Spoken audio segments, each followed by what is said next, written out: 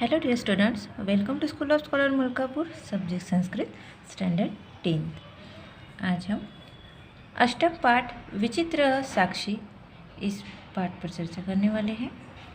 प्रस्तुत पाठ श्री ओम प्रकाश ठाकुर द्वारा रचित कथा का संपादित अंश है। यह कथा प्रसिद्ध साहित्यकार बंकिम चंद्र चटर्जी द्वारा न्यायाधीश रूप में दिए गए फैसले पर आधारित है।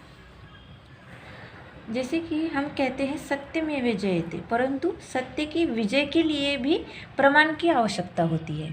अगर प्रमाण है तो ही हम सत्य की जीत करा सकते हैं। ठीक है, तो सत्य की जीत निष्पक्ष और उचित न्याय प्रमाण के बिना हम नहीं कर सकते। इसलिए विचित्र साक्ष्य नामक प्रस्तुत पाठ में चोरी के अभियोग में साक्ष्य के अभाव में न्यायाधीश निर्णय नहीं कर सकता, परंतु न्यायाधीश बंकिम चंद्र महोदय प्रमाण के अभाव में अपनी बुद्धि की चतुरता से साक्ष्य उपस्थित करने में सफल होते हैं। तो इसी की हमें यहाँ कथा आगे देखनी है। तो पहले हम पैसेज पढ़ लेंगे। तो इस बार मैं आपको एक पैसेज ये रीडिंग करूँगी, आपके इसके संधि विग्रह और शब्दों का अर्थ भी आपको यहाँ बताऊंगी, जो आपको नोट डाउन करना है, और इस पर किस तरह के प्रश्न हो सकते हैं और वो प्रश्नों हम किस तरह सॉल्व कर सकते हैं, तो ये भी मैं बताऊंगी। ठीक है, तो कश्चन निर्धनो जनः भूरि परिश्रम किंचित वित्तम् उपार्जितवान्, तेन वित्तेन स्वपुत्रम् एकस्मिन् महाविद्यालये प्रवेशं दापयितुं सफलो जातः।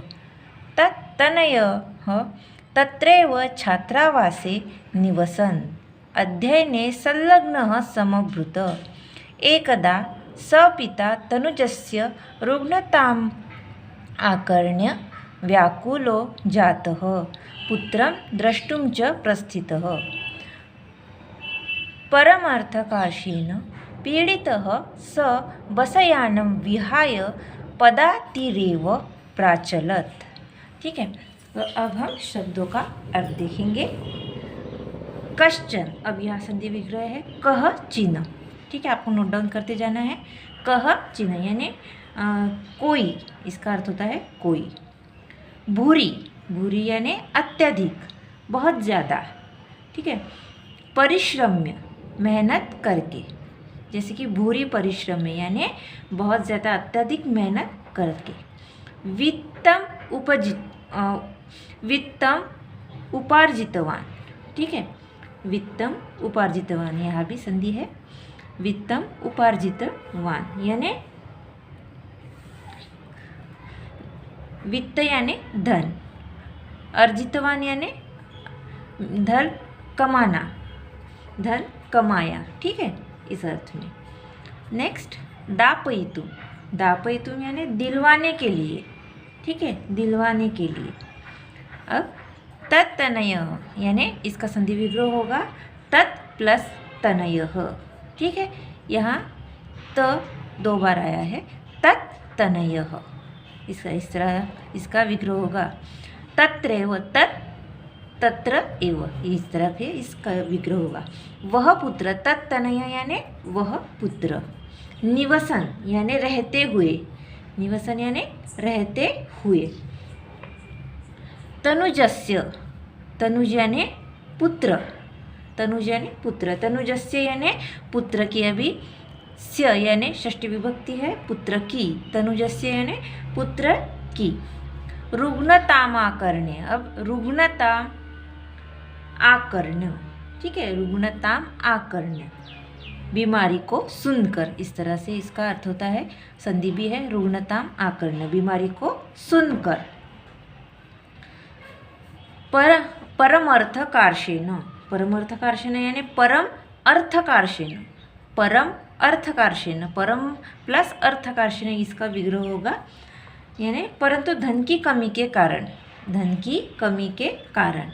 विहाय छोड़कर, विहाय छोड़कर। पदातीरेव, पदाति ही एव, इस तरह से इसका विग्रह होगा। पदाति ही प्लस एव, पैदल ही, इसका अर्थ है पैदल ही। प्राचलत यानी जाता है, चलने लगता है। अब प्रस्थित यानी गया, प्रस्थित मीन्स गया। अब हम इसका देखेंगे शब्दशः हिंदी अर्थ। कश्चन निर्धनो जनः भूरि परिश्रम्य किंचित वित्तम उपार्जितवान। ठीक है, कश्चन किसी, निर्धन जनः यानी निर्धन आदमी ने या गरीब आदमी ने, भूरी अत्यधिक, परिश्रम्य मेहनत कर, किंचित कुछ, वित्तम यानी धन, उपार्जितवान कमाया। किसी गरीब आदमी ने अत्यधिक मेहनत कर कुछ धन कमाया। तेन वित्तेन स्वपुत्रम, तेन वित्तेन, अब उस धन से, तेन यानी सर्वनाम किसके लिए यहाँ आया है, तेन वित्तेन, उस धन से स्वपुत्र अपने पुत्र को, एकस्मिन एक, महाविद्यालय में प्रवेश दापयितुम दिलवाने में सफलो जातः, सफल हुआ। उस धन से पुत्र को एक महाविद्यालय में प्रवेश दिलवाने में सफल हुआ। तत्तनयः, वह पुत्र, तत्रैव वही, छात्रावासे यानी जैसे कि हम हॉस्टल कहते हैं, उसी अर्थ से छात्रावासे। तत् यानी उस, वह पुत्र वही छात्रावास में निवसन रहते हुए अध्ययने संलग्नः समभूतः, रहते हुए अध्ययन में संलग्न हो गया। समभूतः यानी हो गया, अध्ययन में संलग्न हो गया। एकदा स पिता तनुजस्य रुग्णताम आकर्ण्य व्याकुलो जातः। एक बार क्या हुआ, एक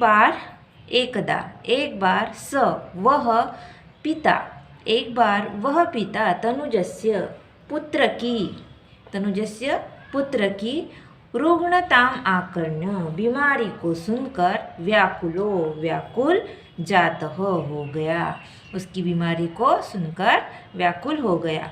पुत्रं द्रष्टुम च प्रस्थितः, पुत्र को देखने चल पड़ा। प्रस्थित यानी चल पड़ा, पुत्र को देखने, पुत्रम यानी पुत्र को, द्रष्टुम यानी देखने चल पड़ा। परमर्थकार्षेण पीड़ितः स बसयानं विहाय, परंतु धन के अभाव के कारण पीड़ित वह, दुखी, हम दुखी भी कह सकते हैं, दुखी वह, बसयानं विहाय बस को छोड़कर, पदाति ही एव यानी पैदल ही, प्राचलत चल पड़ा, पैदल ही चल पड़ा। अब हमने इसका हिंदी अर्थ देखा है, तो अब इस पर प्रश्न किस तरह से पूछे जा सकते हैं।